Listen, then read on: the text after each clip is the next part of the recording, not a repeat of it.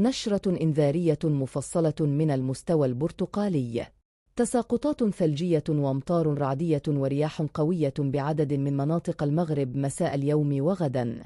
تساقطات ثلجية وأمطار رعدية ورياح قوية متوقعة ببلادنا.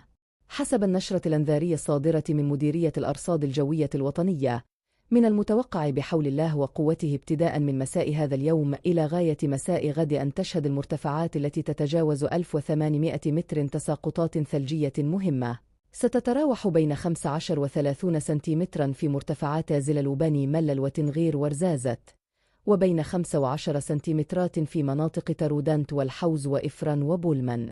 كما أكدت المديرية في نفس الفترة أن أمطار رعدية غزيرة مصحوبة محليا ببرد ورياح قوية ستتراوح بين 25 و35 مليمترا ستهم مناطق الجديدة وسيدي بنور، سطة أزيل بني مل الخريبك والفقيه بن صلح، وبين 15 و25 مليمترا بكل من الدار البيضاء وبرشيد والنواصر وخنيفرة ومديونة، إضافة نالة أمطار معتدلة آل ضعيفة بمناطق أخرى.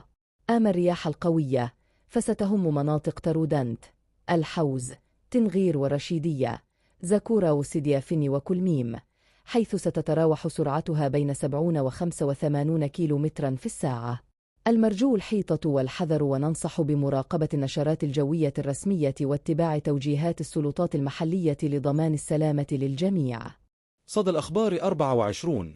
أخبارنا متجددة 24 ساعة على 24. لا تنسى الاشتراك.